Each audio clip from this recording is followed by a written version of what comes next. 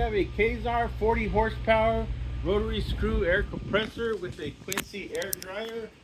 We have it hooked up to 460 volts 3-phase power, and we're going to run it here and show you that it works. We'll show you the hours here.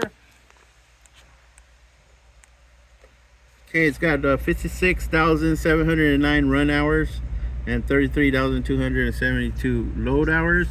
It does have a communication error, but everything does work properly, so we're going to go ahead and start it here.